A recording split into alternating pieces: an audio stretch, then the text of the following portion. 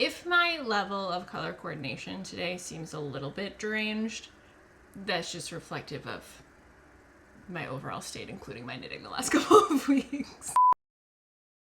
Hi, hello, my name is Allie. I'm an independent graphic designer coming to you from just outside Toronto, and this is my channel where I talk about what I'm knitting, how it's going, and what it's costing me. And in my last video, I think I had mentioned that my next video, aka this one, was going to be my sort of year two behind the scenes, stats, money, all of that from the channel. And the reality is I just didn't pull it all together to get all of that done, to make all of the lovely graphs and everything for that to happen because, well, why? The pit, both of despair and the show, depending on the day, which felt more relevant, but yeah, that didn't happen. But the good news is that with the pit came so much knitting that I actually have 1.5 finished objects to show you.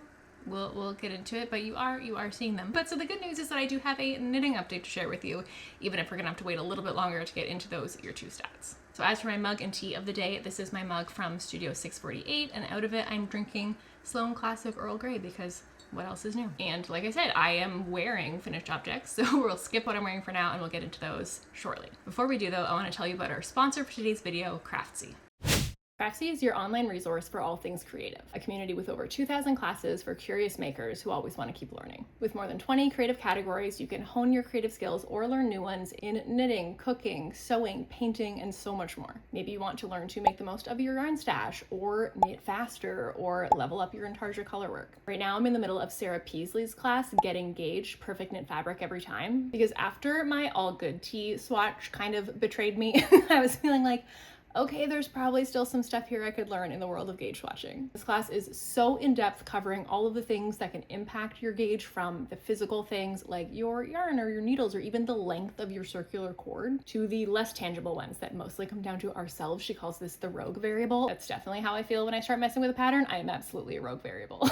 But even things like how you're tensioning the yarn or your stress level in a given week, day, or even moment can have an impact on it. So like, it is actually entirely possible that in my mayhem and stress of trying to get ready to go away on a big trip, that I would have knit that gauge swatch extra tight. And then once I was away and relaxed on vacation, that I would have started knitting looser on the actual garment. That very well could be what it was. I like this class because it gives such a thorough overview that I genuinely think would have been so helpful to me when I was first getting started in knitting. It would have saved me a lot of time, but also still has so much to teach me now after all these years of trial and error. So if you want to give Craftsy a try, the first 1,000 people watching this video to use the link in the description will get a full year of premium membership to Craftsy for only $1.49. Offer valid for new members only.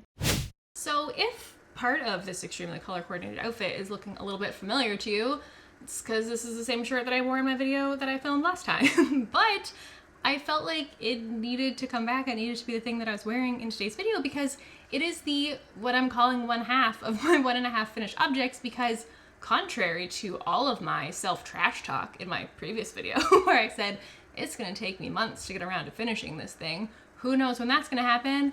Guess who got it done? Let's take a look. So before I get into all of the details of this half new finished object, let me first just give you the basics. This is the Allgood Tee by Magdalena Parker. This is a fingering weight t-shirt design that's designed to fit busts ranging from 33 to 59 inches. I knit the size 3, basing it off more of my hip measurements than my bust measurements because I wanted to make sure that it had that really plenty of ease boxy fit all the way down, and this pattern costs $9 US or about $13 Canadian. Now I knit this out of Sanus Garden Sunday, which is a 100% non-superwash merino in the colorway 4018, which I ordered from Galt House of Yarn, and I paid $117.83 Canadian for 7 balls, but in the end I actually only needed 5 and like a teeny tiny bit. So I actually have an entire ball and almost an entire other one that is now joining my stash for a future accessory project I'm thinking. I love this color so much. I mean, who is surprised? So I have every confidence that I will very easily manage to use up that yarn in the relatively near future. I had mentioned in my video last time that the gauge of this turned out a little bit differently than I had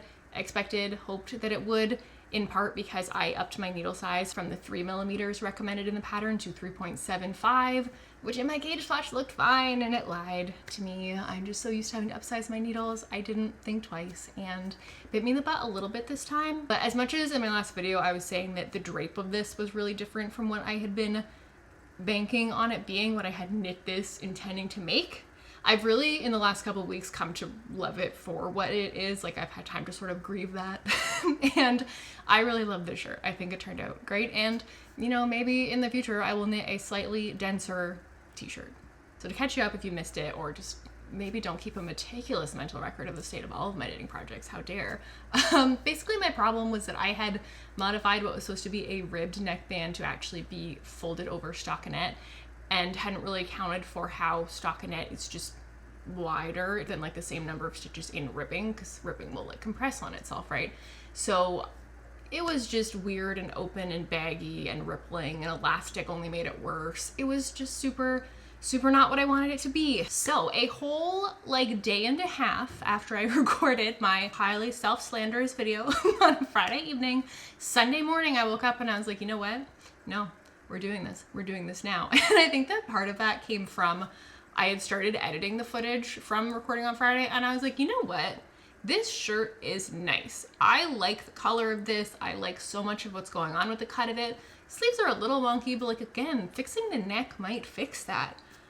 I want to be able to wear this. I don't like wearing it right now with the neck like this, but I want this to be a thing I want to wear. That's just what my morning's gonna be. And it was, and it's done. And like, it's not perfect, but it's so much better than it was. So I'm gonna try to pop in some footage from last time so we can have sort of a side-by-side comparison. We're gonna Lindsay Lohan Parent Trap. Because last time, this neck was a lot wider. It was kind of doing some weird like ripply things, and most importantly it was just sort of gaping a lot like at the back of the neck. And again, like, it's not perfect. Hello, copper. It's not perfect now. Like, I still have a little bit of what I was describing as the like cat ear of this corner popping up. So if I were to do it yet again, which I'm absolutely not going to, I would pick up fewer stitches in that back corner, like where the fabric sort of changes direction. You end up with the real corner there. I think I'm used to, in corners like that, trying to be really generous when it comes to picking up stitches, because so often it's on like an armhole, and I hate when you get the awkward like holes in your armhole, right? So I tend to really generously pick up like anything and everything I can find in a corner, and then just decrease down my stitches in the next round if I need to.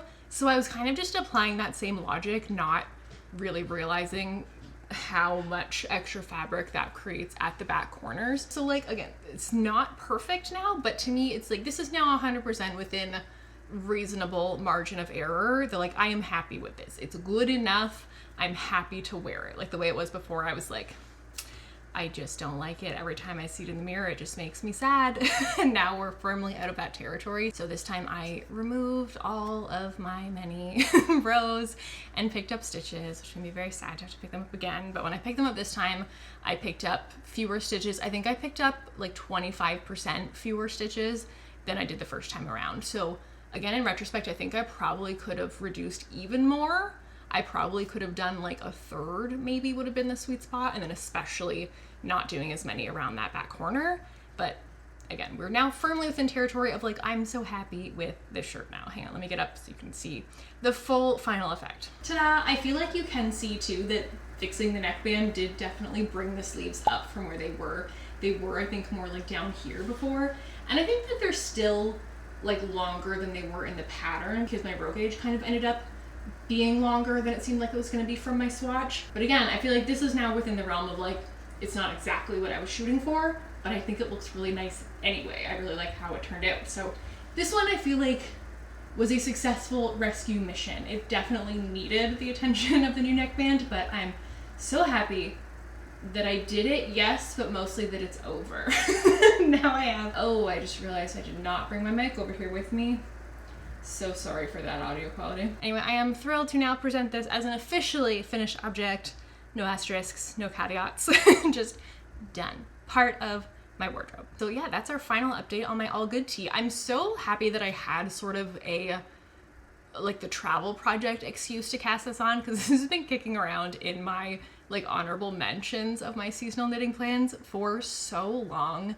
And if I hadn't been specifically looking for something that was just like such simple plain stockinette for eons, specifically for the purposes of an easy project while traveling, I don't know when I would have gotten around to casting this on. Like, it definitely wouldn't be done now. So I'm really glad that I had that excuse to kind of force me to do it, because once I was doing it, minus the parts toward the end where I had to suddenly stop and pick up like all the neck stitches, all the armhole, etc. Up until that point when I was just knitting that body and stocking it in the round, oh, I was so happy. It was so perfect for what I needed. And now this is just so different from a lot of other knits in my closet. So I'm really excited to see how this wears. So far, I've just worn it, I think 3 days now at home. And I found it very interesting in terms of what it kind of offers, like temperature wise as a garment. And this was always sort of a mystery to me, right? About like short sleeve knits and sort of like, what's the function of these? When do we wear them? And so again, this is a fingering weight knit, so it's quite lightweight, but it is still 100% merino, non-superwash. And I found it very interesting to be wearing around the house today because, so like for context, it is so unbelievably cold here right now. Like here in the Toronto area, our winters can vary a lot. Usually every winter will have some days that are more mild and some that are more severe. Every winter will kind of like average one way or the other more than other years. And this year is really averaging on the extreme cold end. Like today I was like, we're not even doing a dog walk today. Like it is minus 21 before the wind chill, Celsius by the way, minus 35 with the wind chill. Like a little wet dog nose is just gonna freeze off. Like we can't be out here for a significant amount of time. And like Copper is a double coated dog. He likes the cold, but the point where the pre-wind chill temperature gets below minus 20, that's kind of the threshold where even he is like, why are we out here? Why are we doing this? So suffice to say, it's extremely cold today. And yet I have been comfortable wearing this around the house where usually I would be wearing like a full sweater in the house. But I think because these sleeves come down so long and it is wool, like it basically functions as if I were wearing a lightweight wool sweater with just like the sleeves pushed up, which is a thing that I often do anyway. This is basically the same thing as that. So it's really a more functional like cold weather piece than I would have thought. So that's an interesting thing to note. I'm curious to see how that kind of works throughout the year. Like, is it just kind of a good all-weather thing, or am I gonna find that in the warmer months that like I just can't wear this at all because it is too hot? It is like wearing a sweater with the sleeves rolled up. I don't know. I've never had a knit t-shirt before, so I'm following the future career of this garment with great interest. All right, now let us get into the entire finished object, the one of the 1.5, which this, you know, in my last video, I said that my Allgood Tee really kind of went 0 to 100.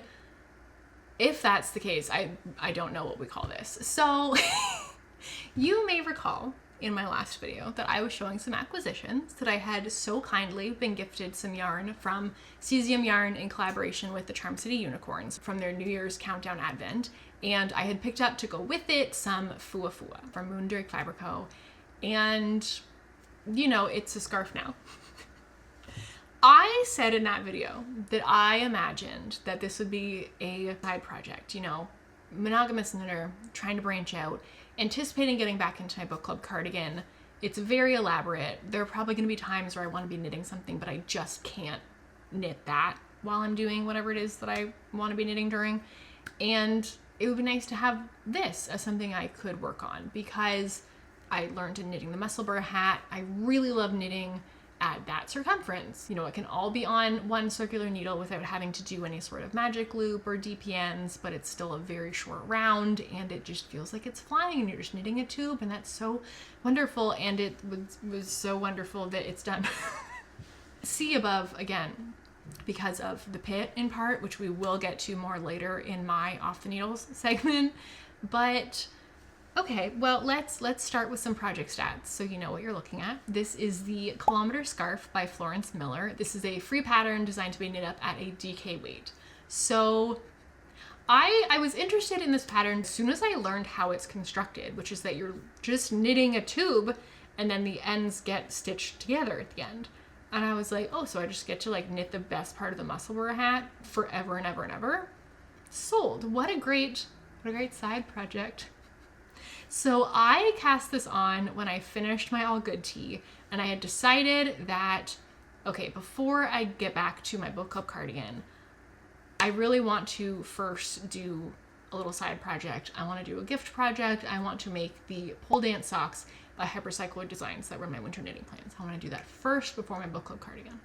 The only problem is that not all of my yarn is here yet. I was still waiting for one of my skeins to arrive, but it was in sort of a like, could arrive any day now sort of situation. And I really hated the idea of starting my book club cardigan again, spending the time to like get reacquainted with the chart, get back into the rhythm of it, only to pause it like days later, and then probably like 2 weeks after that, having to get back into it again. So I was like, well, in the meantime, let me just get my Kilometer Scarf set up. And then my side project will be ready for me. When I get back to my book club cardigan, when I need a break from it, I'll work on my Kilometer Scarf. Won't that be so nice to have my Kilometer Scarf there ready? My Kilometer Scarf that's again now done. So I was done this, I think I was about halfway done when the yarn that I needed for the pole dance socks arrived, which we'll get to momentarily in acquisitions. And at that point, like there was no stopping it. Like the floodgates had been opened, and the pit. I could not be reading a pattern. I needed something that I could just be riveted by television and just furiously knitting. That was all I had capacity for. And this was absolutely perfect. It was too perfect. It's now done. On the cost front, we need to talk about these yarns, because even with the fact that a significant portion of this yarn was gifted, this has got to be my worst like cost per day of knitting of any project, like just in terms of how fast it worked up and how much money I spent on it, let alone if I had actually paid for all of those fibers. Because let's get into it. So my 3 skeins of Fuafua that I purchased for this, that is an expensive yarn, because it is, what is it? It is 70% brushed cashmere, 30% superwash merino. It's expensive fiber. Each skein was $59, I think. The total, including tax, 200 Canadian dollars. That's just for my fuzz yarn. Now, fortunately for me, that was the only yarn that I paid for this project, and also, again, the pattern was free, because I was gifted that yarn from Cesium and from the Tri-City Unicorns, which accounts for the vast majority of the base yarn in this pattern, and then I also intermixed just a little bit of scrap yarn from different past projects. So first, let me get up and show you this whole thing properly. I'll bring my microphone with me this time. So, this is my complete Kilometer Scarf, so named because it uses about 1 kilometer of yarn. And mine is in total 75 inches long now. The pattern is written for 70 inches long. And mine was, I think, maybe 67 inches when I finished it before I blocked it. And you know, we've got a bonus several inches post blocking, because there is superwash involved, right? Which does tend to grow, and especially like with this much length, even a very slight percentage of growth is really going to add up, obviously. So we have a very long scarf. As you can see, I decided to do sort of striped blocks of the yarn, which was all different like shades of pink and different amounts of like black and white mixed into them. It could have been a gradient from one end to the other, but I decided that I wanted to do sort of stripey blocks like this, also because that Advent yarn was about 75% of the amount of yarn that I thought I would need to do this whole thing. And I was thinking, based on this color palette, that I could make up the difference and use up some scrap yarn at the same time. So the sort of corally solid color that's in a few different spots, this is from the Minu cardigan that I knit for my sister at the end of last year. And this red is from my squiggle sweater. And this is actually the burnt orange, blood orange from my Lyon sweater. This section, I had to weave in so many ends because I had like just enough of that yarn left over to do a section, but it was split between like multiple little pieces that I had frogged out of different parts of that sweater at various times in the process. So that was the messiest section by far. Also the one that feels most impressive to me to have used up all of that scrap, because it was like extremely scrappy scrap. Whereas like the pink from the Minu cardigan, I still have some of that left over. But this, oh my God, it's so cozy. Like that cashmere in the Fuafua adds such a nice like soft fuzziness. I also really love, my main intent in getting the Fuafua was to sort of give an all over tint to the color that was just a little more in the like corally to red direction than the yarn started, which is more of like a purpley pink, which was so fun and beautiful, and I loved it so much as skeins. But just knowing like myself and the colors that I like to wear, this is way more in the direction of colors that I like to wear. And so I really love the way that the Fuafua skewed everything. And it also, in having that skew, that's really what enabled my scrap yarn to work as well as it does in here, I think, because I don't think that I could have put red with the yarn as it was originally, with its more like fuchsia purpley sort of pink. It just having this one consistent halo of the fuwa all around it just ties it all together really nicely. And this is my first, I think, project where I really feel like I've very successfully integrated scrap yarn. I mean, I guess a little bit in the golf club cover that I did for Christmas, that was just made entirely of scrap yarn. And that was a bit more like, I'm gonna like start this from the beginning. Let me shop my stash to see what I have, and I can pick some colors that go well together.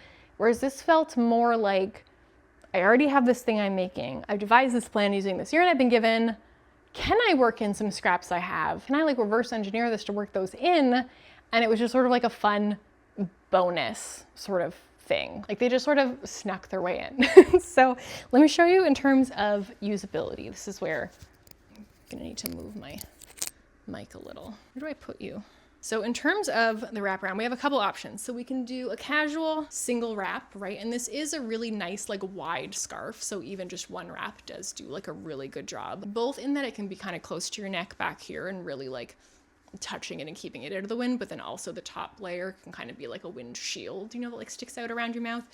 If you live in a cold climate, you know what I'm talking about. If you don't, just trust that this is important. But if it's super cold, as it has been here, we can modify the wrap. We shorten the tails a little bit. We do one wrap close around the neck, and then we do the second wrap around so that we have a full one close to the neck and one windscreen layer to the scarf.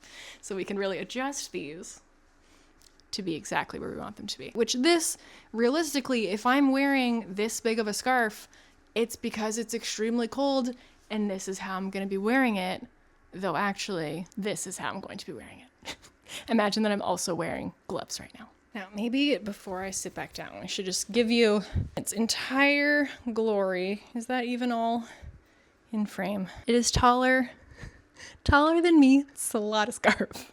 So before we get too much into the rest of the story of this one, I should just give you more yarn details. So this is, like I said, from Moondrake Fiber Co. This is their Fuwa base in the color Electric Pink Candy. This had been on my sort of knitting wish list for a while.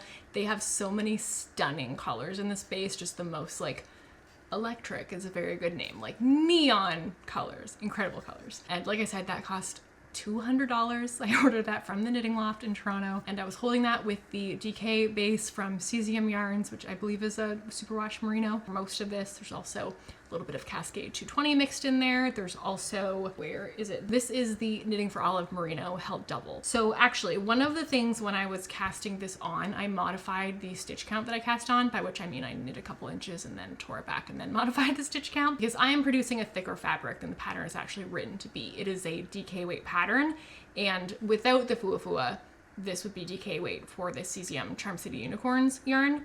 And some of these sections are actually, the Cascade 220 is a worsted weight. So I am at like a probably worsted weight on this and above a worsted weight on this. So I modified my gauge by, I think 10%. I reduced the number of stitches that I cast on. And so it also does mean that it is a thicker scarf a little bit than it's supposed to be, because the Fuwa, it adds, I think, more even than your average like mohair does. The brush cashmere, it's bulky. It adds some, not like the actual yarn weight, but it adds heft for sure to your fabric. So this is a big, large, thick, heavy scarf, which given the temperature today seems entirely appropriate for the place where I live. And also just like, what a ray of sunshine on a cold winter day. And everyone's winter coat is black. Like, it's just, why are we all so sad looking in the winter? Anyway, let's look at, I'm gonna show you some of my just like favorite sections of this. I really like the ones where it's sort of like the overall effect is like darker and it's just like varying shades of like mid to dark. So there's also parts where there's more like lightness, right? More white mixed in. I also really like how the red comes into it and it sort of like just pushes the envelope of like the hot pink a little bit more. I really like this end of it. It's just so good. I knew when I was casting this on, I was like, this is just gonna be sort of like a dopamine knit. Like, this is just gonna be fun to watch all the colors knit up. And it was. I was not let down. And just the momentum of knitting these big stripes. Basically each stripe is like one of the mini skeins, so I kind of had like laid them out in an order that I thought would make sense, and planning like where I thought my different scrap yarns would fit in. And just like watching that little ball dwindle and like knowing, oh, I get to start a new stripe soon, it was fun. It was potato chippy. It was the mindless excitement of like knitting in a circle forever.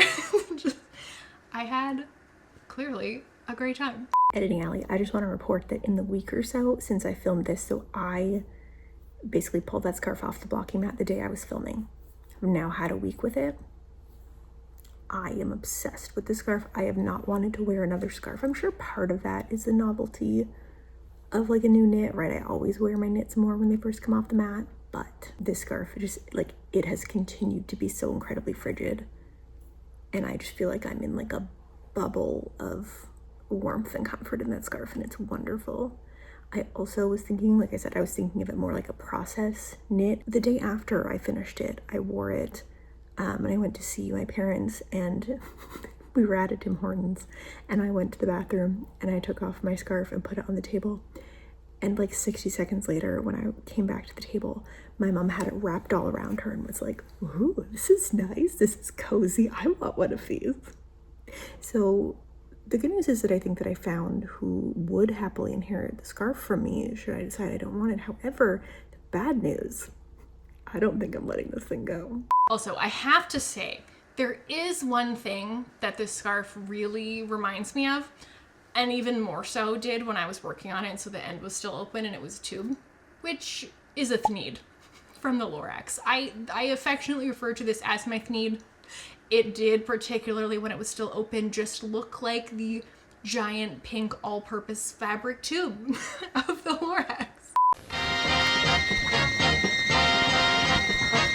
Off the old assembly line comes another thneed, answering humanity's each and every need. It isn't just a panty vest. You should wear a hammock when you need rest. It's a toothbrush holder for your weekend guest. Your canary will love it. It's a lovely nest. Try it in soup. It adds great zest. It'll cure those backache pains in your chest. Everybody do. Everybody do. Need a thneed. And I would like to believe that in knitting this myself and only knitting one, that I am not the one slur. I am like the anti-one slur. I am resisting the one slur's fast fashion and mass consumerism, but it really just looks like a thneed. So I, in total, I think had this on the needles for like 10 or 11 days, which, you know, as discussed, this is over 6 feet of fabric. And it's like 9 or 10 inches wide. And again, it's a tube, so, you know, like 18, 20 inches all around. And that's really quick. Here's both the pit happened, but also in the middle of that, I was out of town visiting my sister on a weekend where Lauren, do you remember Lauren who knit the fade with me? Lauren texted me saying, did you know that right now Ontario, where you live, is the coldest place on earth? I was like, I believe it. I sure do. And so for that whole weekend, we were in fact inside, bundled on the couch, not going anywhere. It was horrifically cold, and I knit a giant thneed. I truly knit for so many hours in one day that like my hands were sore, and it was a bad life choice, but I couldn't stop. Like, this was truly the most compulsive thing that I've ever knit. Like, I think just the combination of the pattern being so, like, I didn't even read, like, I literally just looked at it to be like, okay, how many stitches did she cast on? Okay, I need to modify that because mine is thicker. I didn't even do the proper, like, you're supposed to cast it on with like a provisional or maybe a Judy's Magic, something where you can just like do a Kitchener stitch at the end going the other way after you've knit it. I couldn't even be bothered to do that because the whole purpose of this to me was just to be entirely brainless. So I just cast it on the normal way and then mattress stitched it shut. So you can see the end where I cast on is not quite as beautiful as the other end because you can see the like two halves of the fabric where they join, and it's just a little bit thicker. Whereas the end where I finish and therefore could just do a Kitchener stitch, it's just like thinner and tidier at the end. But like, it's the end of a scarf. Who's looking at the end of my scarf? And that was not the purpose of this project. So I think just the combination of the pattern being so unbelievably simple, but also so motivating because the yarn was so fun, and it was so fun every time I got to switch to a new ball and be like, is this the one I want to do next? Like, would it be better if I did this section next instead? It was just it was just so fun. I could not stop working on it. And like, we were just like inside watching movies and stuff because again, it was unbearably cold outside. So that's the story of how this got knit up unbelievably quickly. Like I remember when I showed up at my sister's, I think I had like this much and I had stitched up the bottom. And so it was actually functioning really usefully as like its own project bag. Like the yarn would just sit down inside it and it was great. And like by the end of that first whole day that I spent there, it was so much too long for that to be its own project bag that it wasn't even funny. Like I had to take it out and again start using a real project bag because it was just having to pull from so comically far down, and if I needed to like adjust the ball, it was just like a giant headache. In one day, I think I knit like, I can't, like this much scarf. It was absurd. So I already am like, when am I knitting another Kilometer Scarf, please? Which is wild. I don't reknit patterns. But in thinking about it, like I think that the thing that stops me from wanting to reknit patterns is that when I finish a pattern and think about knitting it again, I think about all of the parts of it that were annoying, like all of when you have to like stop and pick up stitches or like bind this off in this funny way or like do seaming or just like all of the bits that aren't just like straight knitting. That's what I think about when I think about doing it again. And I'm like, I don't want to do it again. In the same way that when I'm like in a yoga class, it's the absolute death knell for my motivation if they're like, okay, that's the sequence, we're just gonna do it 3 more times. I need to not know fully what's coming. Even if we're gonna do it 3 more times, just don't tell me that. Like just guide me through it each time as if it's brand new. You know what I mean? So just, I need the not entirely grasping how annoying some parts of it are gonna be at the outset. So once I've knitted, it's hard for me to do it again. But there were no annoying parts of this. It was incredible. So I would 1000% do it again. Even weaving in the ends, I was prepared for that to feel so terrible, so tedious. Like there's a billion stripes in this. Even this one orange section alone, like I said, that was made up of a bunch of little pieces. There were probably 20 ends in that one section. It actually wasn't even that bad. I think because, again, the construction is so simple that you were always weaving things in just like a sea of stockinette that's all going one way. There was never any like, how should I weave in this part? Like, okay, if I weave that into that ribbing and okay, there's a seam here. So if I weave this way, that'll be kind of hidden there. Like there was never any like trying to figure out how to weave it in the best way in this spot because it was all the same. It worked the same every time. It was just so much more like mindless and just so much faster than I'm used to it being to weave in the end. So I just like truly no part of this project annoyed me, which is like a miracle. So now I'm like, man, if somebody wants me to knit them something and they don't know specifically what they want, I'm gonna knit them a Kilometer Scarf. Like, I cannot recommend this pattern highly enough. If your brain works anywhere remotely similar to mine, at least as far as you've gleaned from this podcast, run, don't walk to the Kilometer Scarf. 12 out of 10. The only part of this that was not like the smoothest sailing of the whole world, other than, like I said, I did restart it because I had too many stitches at night gauge, but the only actual thing was that at the end, I was trying to do one more stripe because, again, I was measuring under the 70 inches. I did not realize how much it was going to grow in blocking. And I had run out of all of my mini skeins, except that I had decided I was doing 20 row blocks, and I based that off of like the first one that I was doing. And I was like, okay, I have a little bit of this left, but I'm not sure if it's enough to go all the way around. And like, if this skein is a little bit more generous than some other skeins, I don't want to like be running out partway through a stripe. So that did mean that I ended up having a little bit of each mini skein left, like kind of in some cases like a row or 2 left. And so at the end, I was like, I kind of want to squeeze out one more stripe.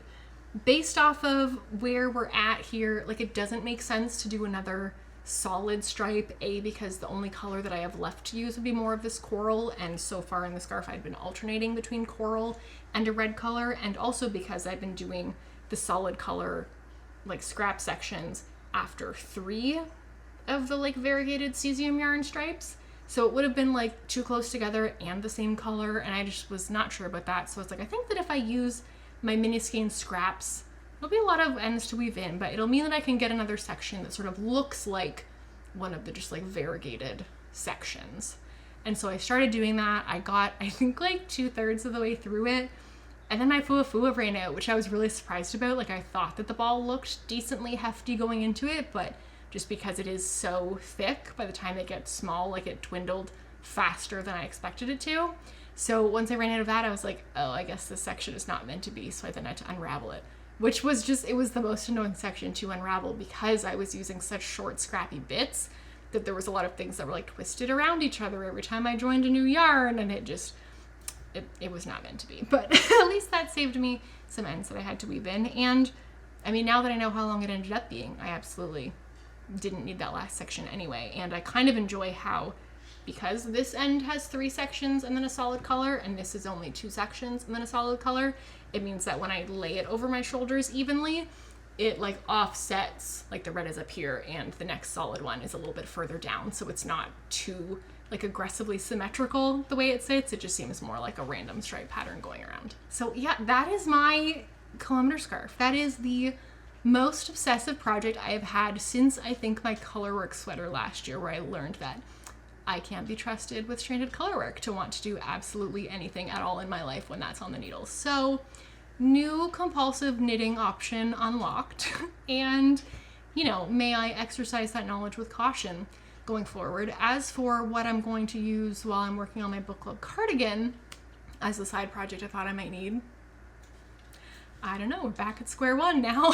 Well, I don't know. I think I just am gonna have to, when I get back to my book club cardigan, see how it's going. And if I feel like I need something to break it up, I will cross that bridge when I get to it, because it will not be this. All right, now I have a couple of acquisitions to share with you. So in my last video, I had mentioned as far as future plans, I was kind of oscillating between the idea of the book club cardigan, or do I leave that tabled for just a little while longer to do one more little project that I kind of need to get done on a sort of not super time sensitive in terms of how long it's going to take, but relative to how long I anticipate the book club cardigan taking. If I wait for that to be done and then do it, I don't think that's gonna work out. And I think even just talking through that in my last recording, like kind of by the time I was finished saying it, I was like, no, I'm gonna do the little project first. I am looking at the pattern Pole Dance Socks by Hypercycloid Designs. This pattern is super flexible in terms of sizing. It's designed to work with just whatever your like sock magic number is, which as someone who doesn't knit a lot of socks, I don't have one of those. So I need to kind of figure out what that needs to be. But I think the pattern might have given like a, if you don't have one, here's like a general guide. Hopefully I could be misremembering that, but the pattern is also free, so that's fun. This is just a super fun, interesting pattern. I think my understanding currently, without having like actually read the actual pattern, just reading the description of it on Ravelry, I think the way that it works is you're working this flat and you're using like increases and decreases on the sides to like make the sort of squiggle shape. And as you go, you're like picking up from the one piece in the other color to knit it so that it's like attaching as you go along, knitting the second part and sort of spiraling around itself. I think that's what's happening. I will report back when I've actually done it, though. Do I have a lot of faith in my ability with my like spatial reasoning issues to successfully explain to you what's happening? No, probably not. So we'll see what happens. And I'm hoping to cast these on this weekend, so we'll see how far I get. So this is actually what I was referencing when I said that I cast on the Kilometer Scarf just while I was waiting for this to arrive, and then it spiraled. So the thing that I was waiting for to arrive was this. I got some gorgeous self-striping sock yarn from Gauge Dye Works. This is in their Aquamarine March Birthstone colorway. So this is a 75% superwash merino, 25% nylon base in a sock or fingering weight.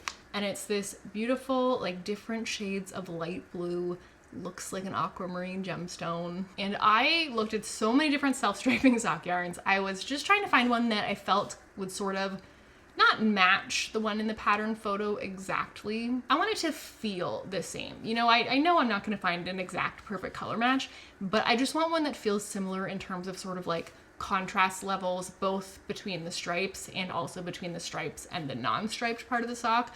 I just wanna make sure that it gives a similar overall effect so that hopefully it's as well received as the original photo was. I mean, the whole reason that I'm knitting these is because one of my aunts had sent me this picture, and I realized only actually after I had bought this that this color choice is even more appropriate than I even knew, because realizing when it came, it says Birthstones March that's when her birthday is. This is her birthstone.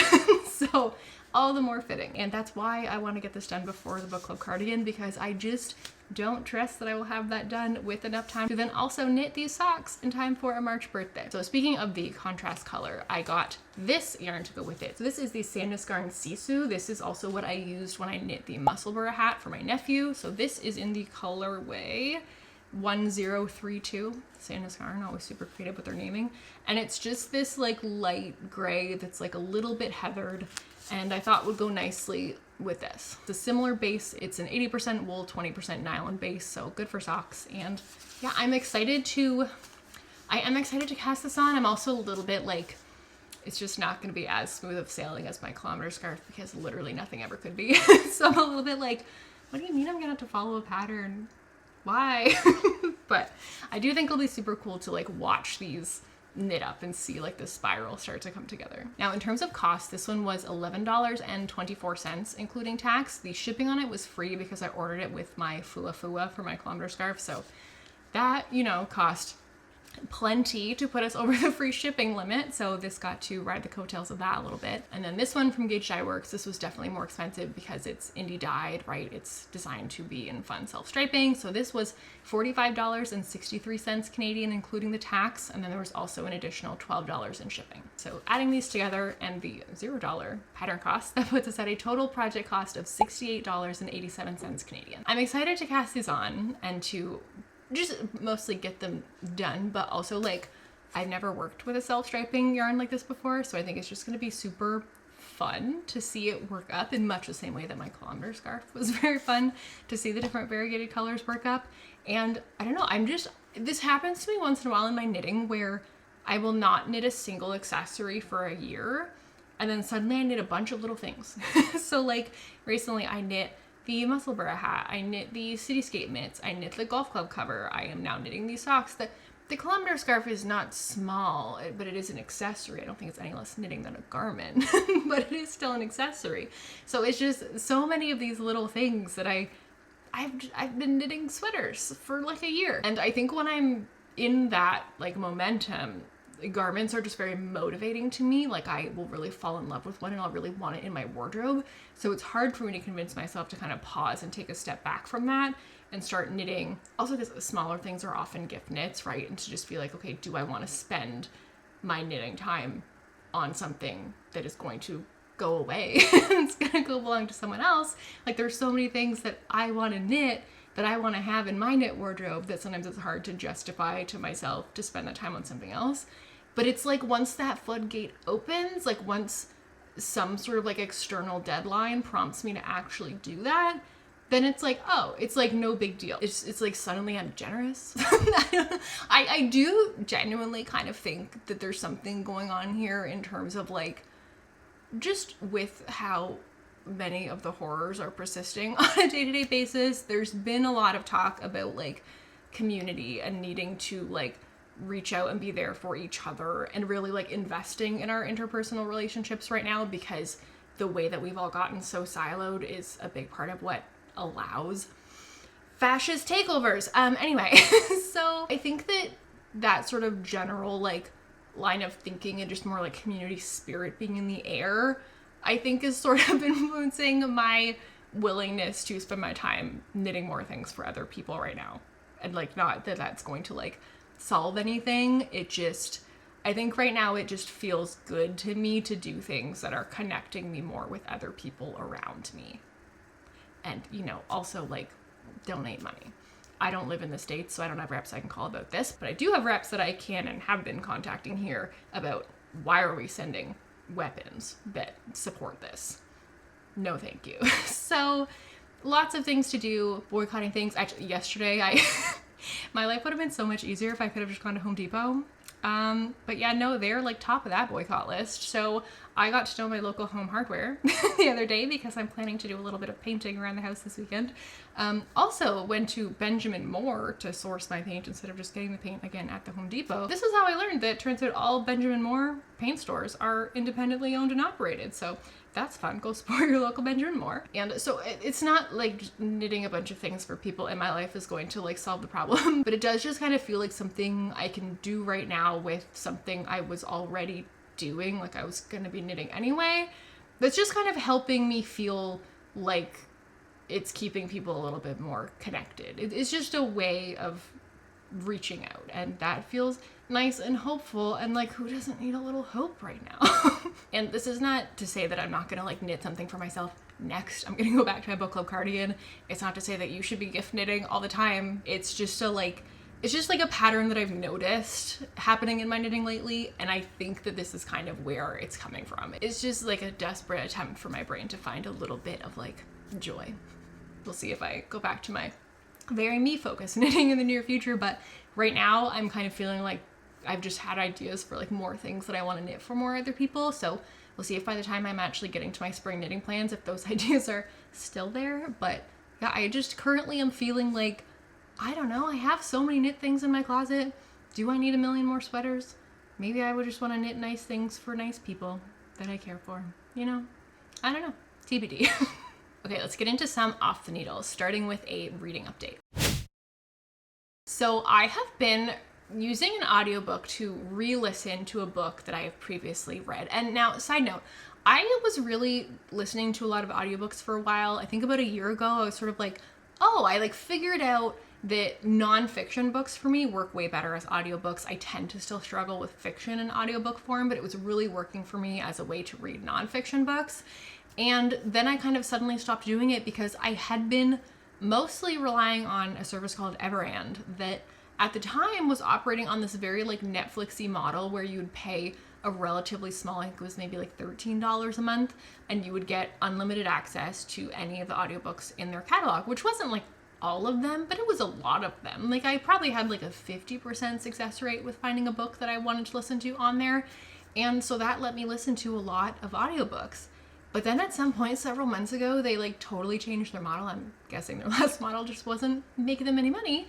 And then it became a much more, what's the Evil Empire's one called? What's the Amazon one?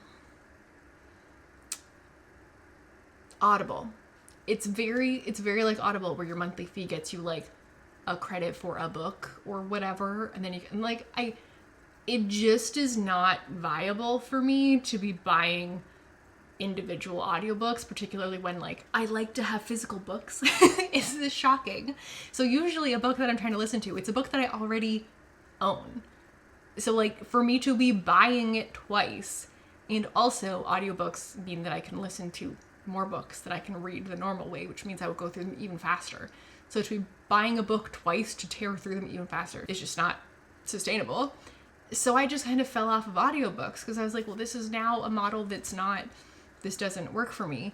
And I don't know where my brain was, because one day a couple weeks ago I was like, wait a minute, didn't I used to sometimes listen to audiobooks for free all the time through my local library? And I think this was literally just one of those things where like I had an admin issue with it. It was like I think I needed to like go in person to renew my library card, and I just didn't for a really long time. And then I just like forgot that that was like even an option. So a couple weeks ago I had this epiphany, went to my library, showed them my proof of address, and immediately a billion audiobooks at my fingertips. I mean, sometimes you have to be on a wait list for them, but so far I signed up for 2 and I got both of them within like a week of requesting them. So we're back on the audiobook train, which means that I am now listening to The Life-Changing Magic of Tidying Up. And let me tell you, this has been a hilarious reread experience because, so I read this, the hard copy, back in like the heyday of Marie Kondo, everyone being obsessed with this book. So what was that? Like, I'm gonna guess like 2016. Actually, what year did this come out? That's probably 2014. Okay, so I don't know exactly how long it took this book to take off, but somewhere in the like 2014 to 2016 range, I think, is when I read this. So it's been like over a decade since I read this, and what a fascinating like revisit to my past self's brain. Because actually, I wish that there was like marginalia in this. I don't really write in my books, in part because I don't tend to go and reread very often. But it would be interesting. I'm actually thinking that audiobooks might be a way that I try to do that more often, because I tend to feel like it feels like a waste of my available reading time to read things I've already read. Like, there's so many books in the world and I already feel like I can't read enough of them, so I tend to want to read a new one. So I'm feeling like audiobooks could be a way that I try to do that more. But this has been fascinating because, so when I read this originally, I loved it. I was obsessed. I'd already gone down the like internet minimalism rabbit hole. I was big into like decluttering. Like, that was around the time that I was like finishing school, like starting my own life as an adult. I was very like, why do our boomer parents have a bajillion things in their houses? I don't want this. I want to have things stripped down to the bare minimum, minus my books. I will die before I let go of any of my books. And I was just super into it. I never did the like perfect, pure Marie Kondo cleaning method as outlined in the book, but I definitely took a lot of the like principles and applied them in a more like casual approach to decluttering for reasons that we'll get into in a minute. But it's been so interesting, I'm only about halfway through, to re-experience this book with 10 years more life experience, because so I'm like 50% older now almost than I was when I first read it. And I am, let's see, of two minds about it, very much so. Because on the one hand, I'm so much more aware of and attuned to the scammy nature of so much self-help content, much of which I see pop up in several ways in this book. But also, there are things that have popped up that I'm like, I had forgotten that this was even where I got that from. Like, things that I still do, things I still find useful, that I had completely forgotten even came from this book. It has like so permeated my life. So genuinely, we can say life-changing. But also so much that I'm like, oh my God, this is so culty. So to break it down a little bit, on the culty self-help can be such a scam friend, there's so much language about like, we need to do it perfectly, and if we do it perfectly, then we will never relapse. A lot of very absolutist language. A lot of like, none of my clients have ever gone back to being messy. If you do this perfectly, you will never again have to do with clutter. And it's this sort of very convenient framing, because when you look at how the method is actually outlined, it's so incredibly difficult to execute exactly as outlined that virtually no one will be doing it perfectly. Which means how convenient that if a method outlined in a self-help book doesn't work for someone, you can just say, oh, it's because you didn't do it properly. Try it again, but better. Do more of my content, buy my workshop. Maybe you need private coaching. You just didn't do it good enough, let's try again. Right? There's no sort of off-ramp for, oh, maybe this just isn't the right fit for you. Maybe there's a different thing that works better. It's like, no, this will work for absolutely everyone. And if not, it's because you did it wrong and we need to go back to the beginning and you need to do it my way and listen to me, and then it'll be perfect and you'll never have a life problem ever again. I've solved everything. It's very that. And I don't doubt that doing things exactly the way that she outlines would probably be very effective for most people. But the reality is it's just so not viable for most people. Like, one of the sort of core tenets, right, is that you're supposed to declutter like your entire home within a very short period of time, and you're supposed to do it by category, not by room, which means that like you have to find all of the clothes in your entire home, for example, when you're doing the clothes category. And should you forget any of them and you've proceeded with the rest of the category and then you find them, well, they're automatically garbage because you didn't care enough to remember them. You mustn't like them that much. Never mind the way that like brains just compartmentalize things. And there are things that I absolutely adore that if you were just asking me to like list my possessions, I might forget about on a given day, because I was thinking mostly about like my knit sweaters and I forgot about this jumpsuit because it's sort of a one-off. Like, I don't have a whole bunch of jumpsuits, you know? And so this premise of like, you must be so exacting that if you make one error and forget something, it's automatically trash. Like, who is gonna follow that? If I happen to forget about this prized jumpsuit just because it didn't fit mentally in my head with the other things, I'm not gonna throw it out now, right? So like, just things like that, that's like, I mean, probably not. And then also, it's like, you're not supposed to have any sort of like background, like no entertainment while you're doing this, because that's distracting you from like the thought process and the feeling of things. And I do think that's probably true to an extent, that these things would be distracting, and maybe it is best to do it in pure silence. But again, now we go back to like, we're supposed to be doing it in a very short period of time. I'm just supposed to spend like days and days and days in pure silence sorting through my belongings. That sounds like a nightmare. No one's gonna do that, which brings us back to, well, it only didn't work because you didn't do it properly. You see? So convenient. So it was just funny reading it now and being so much more like keyed into the way that these things work to be able to spot those tactics at work in this book. At the same time though, like, she's got some good things to say. So like, that's not all to say that, oh, it's just like a scam, toss it away. No, I have never gone back to folding my things the way I folded them before I read this book. I will never not fold things such that they can stand up vertically in a drawer. Like, to actually open your drawer and be able to see all of the things in the drawer and they're not all buried underneath the top thing in the drawer. Why is that not how everyone in my entire life was always folding things my whole life? Like, that is truly baffling to me. I've never gone back to folding things the like pancake stack way. But the one that really caught me off guard that I was like, I forgot about this, is that she has this whole little section about how you shouldn't ball up your socks, you know, when you like hold them up together and like fold the top over and make a little ball. You shouldn't do that to your socks because her logic is it makes them sad and that's like a disrespectful way of treating them.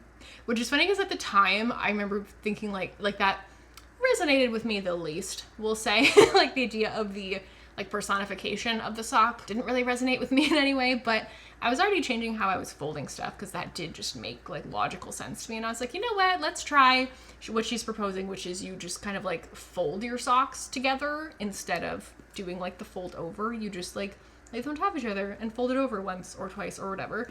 And then you just kind of have to like line them up in your drawer so they like keep each other like standing. And I never went back to doing my socks the other way either. And I don't think it's that I am particularly concerned about like the happiness levels of my socks, but it does just like, it just seems nice. I just like them that way. I don't know. So maybe I am subconsciously very invested in the happiness of my socks. I don't need to question it. It works. It's good. And I mean, the other thing that just works about this book is that, at least in my experience, just reading it just makes you start looking around your house and wanting to reevaluate and think of things that you don't need anymore and how you might get rid of them. And this is where it gets the hardest for me because I just am too aware of like the fallacy of donating a bunch of things to like your local Goodwill or whatever, because most of that doesn't end up there. Most of it ends up either in a landfill or being shipped across the ocean to other continents to end up in a landfill there, because that's what North America does with this garbage.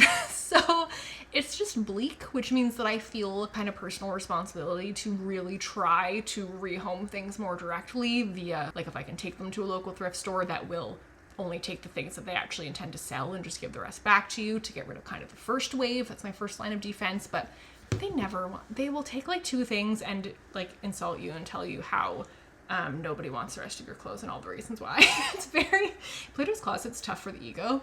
And then after that, like what's left, I will try to post on like Poshmark or Facebook Marketplace, but it's very time consuming to post like individual items of things. So I do just kind of have like a pile kicking around that I need to deal with at some point. And that sort of is always the bottleneck for me of the decluttering process, is sometimes I get things as far as I don't need this anymore, but it doesn't actually like leave my house, because I just have a hard time taking the like easy way to do that, knowing where those things end up and how not ideal that is.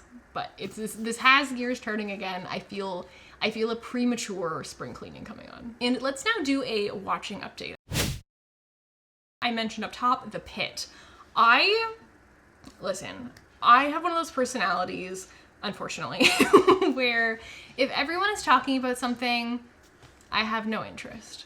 So I knew people liked The Pit. Great. Good for them. So happy for them. I've just been burned, I think, too many. I think especially I have this problem with TV where in this current era of like prestige television, the kinds of shows that people tend to get really excited about are just not the kinds of shows I like to watch. I love a comedy or I love a dramedy.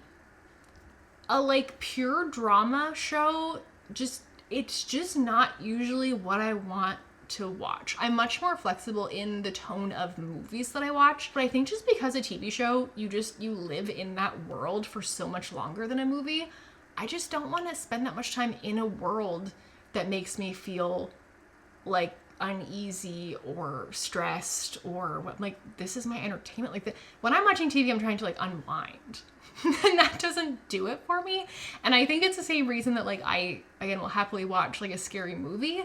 I have never in my life read a scary book. I just don't want to be like alone in the dark of my bedroom for that many hours over multiple days to weeks in the scary book. I just don't want to do it. So generally speaking, I need like the drama category of things to be contained to a shorter format like a movie, which means that shows like Game of Thrones, never got into.